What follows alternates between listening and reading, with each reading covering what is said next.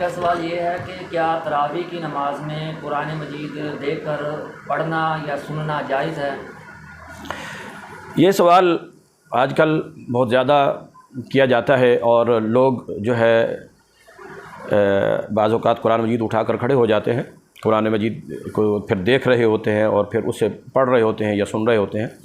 اصل بات یہ ہے کہ اس سلسلے میں جو حکم ہے شریعت کا وہ تو یہ ہے کہ فقرؤوا ما تیسر من القرآن، جتنا تمہیں قرآن آسان لگتا ہے تم اتنا ہی پڑھو۔ اور جیسے عام نماز کے اندر قرات کی جاتی ہے تو دیکھ کر نہیں بلکہ پڑھنے والے پڑھتے ہیں اور سننے والے سنتے ہیں۔ سیدہ ام المؤمنین عائشہ رضی اللہ تعالی عنہا کے ایک غلام تھے حضرت ذکوان رضی اللہ تعالیٰ عنہ، ان کے بارے میں صحیح بخاری کے اندر موجود ہے کہ کانا یؤم عائشۃ من المصحف، کہ وہ مصحف سے یعنی قرآن مجید سے دیکھ کر جو ہے حضرت عائشہ رضی اللہ تعالیٰ عنہ کو جو ہے یہ رات کی نماز پڑھایا کرتے تھے۔ اس کی وجہ یہ تھی کہ وہ خود حافظ قرآن نہیں تھے، تو اس لیے دیکھ کر جو ہے نا وہ نماز پڑھاتے تھے۔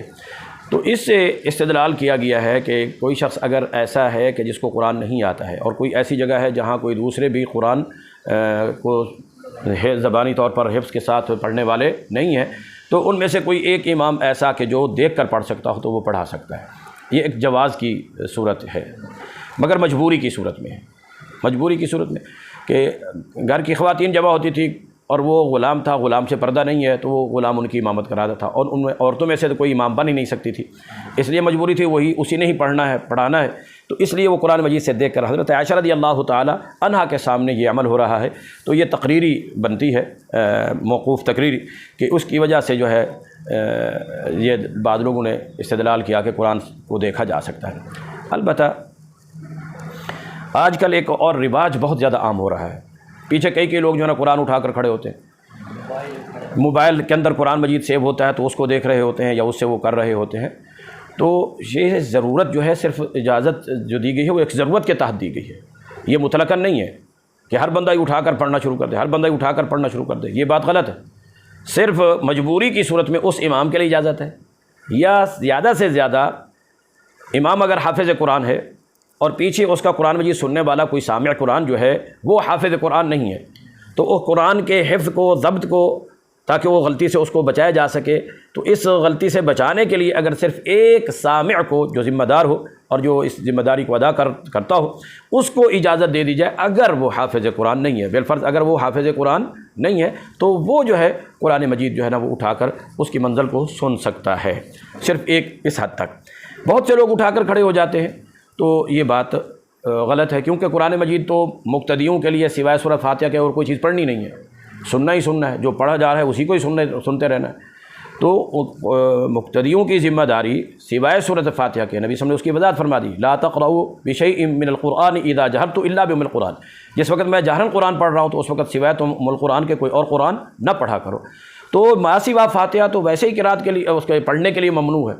سننا ہے تو وہ سننا جو ہے نا وہ تو بغیر دیکھے کہ سنا جا سکتا ہے، دیکھنا کوئی ضروری نہیں ہے۔ دوسری بات جو ہے نا وہ یہ ہے کہ نماز کے اندر جو ہے خضوع، عاجزی اور انکساری بلا وجہ جو ہے بلا ضرورت شرعی کوئی سکنات و حرکات یہ ناجائز ہے۔ تکبیر تحریمہ کا معنی یہ ہے کہ ما سوا نماز کے باقی سارے کام اب حرام ہو گئے ہیں، باقی سارے کام کیا ہو گئے؟ حرام ہو گئے۔ تو اس لحاظ سے جو بھی نماز کے منافی عمل ہوگا وہ حرام ہوگا، صحیح نہیں ہوگا۔ اور شریعت کے اندر نماز میں خشوع بھی مطلوب ہے، خضوع بھی مطلوب ہے،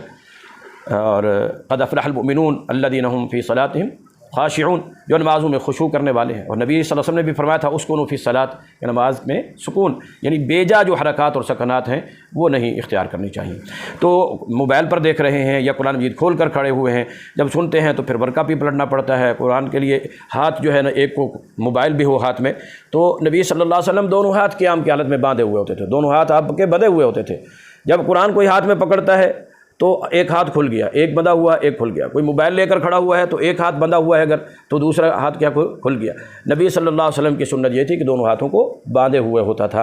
اور پھر جو ہے نا قرآن مجید ہے تو اس کا ورقہ جو ہے نا وہ آگے پیچھے کرنا پڑتا ہے، تو یہ حرکات و سکنات کے اندر بعض اوقات تو دونوں کے دونوں ہاتھ بھی جو ہے نا وہ استعمال ہوتے ہیں اور وہ سینے سے اٹھ جاتے ہیں۔ قیام کی حالت میں جو ہاتھ باندھنے کی سنت ہے وہ ترک ہو جاتی ہے۔ اگر اس طرح موبائل بھی ہے تو اس کو ٹچ کر کے وہ کرنا ہے تو صفحہ تبدیل کرنے کے لیے، تو اس میں پھر جو ہے قیام کریں گے شروع میں تو پھر ایسے کھڑے رہیں گے، پھر بعد ایسے کر لیں گے، پھر رکوع میں جانے کے لیے اس کو سنبھالنا پڑے گا، رکھنا پڑے گا، یا جیب میں موبائل ہے تو قرآن ہے تو سائڈ پہ رکھنا پڑے گا، یا ایسے لگا کے رکھنا پڑے گا۔ جب ایسے لگا کے رکھیں گے تو رکوع کے اندر جو ہے دونوں ہاتھ گھٹنوں پہ رکھنے ہیں، دونوں میں سے ایک آگے یا دوسرا نہیں آیا، سجدے میں دونوں ہاتھ زمین پہ ٹیکنے ہیں، یہ سنت ہے۔ نبی فرماتے ہیں کہ ان 7 چیزوں کا مجھے حکم دیا گیا ہے، تو اب ایک ٹکا ہوا ہے ایک ٹکا ہوا نہیں ہے، اور یا بیٹھے ہیں تحیات کے اندر لے کر قرآن مجید کو تو یوں کر کے بیٹھے ہوئے ہیں تو ہاتھ جس طرح سنت کے مطابق، تو اس کے اندر بہت سے خلل واقع ہوتے ہیں۔ اس لیے صرف مجبوراً اس شخص کے لیے جو قرآن پڑھ رہا ہے اور اس کے علاوہ کوئی اور حافظ قرآن نہیں ہے وہ پڑھاتا ہے تو یہ مجبوری ہے، اور اس طرح کوئی اس کا سن رہا ہے، کوئی دوسرا حافظ قرآن نہیں ہے جو اس کی غلطی کو کی اصلاح کر سکے، لقمہ دے سکے، تو اس صرف ان لوگوں کے لیے اجازت ہے۔ جو رخصت ہوتی ہے وہ مجبوری کی حالت میں ہوتی ہے، تو مجبوری کو مجبوری تک ہی رکھنا چاہیے، عام حالات کے اوپر اس کو منطبق نہیں کرنا چاہیے۔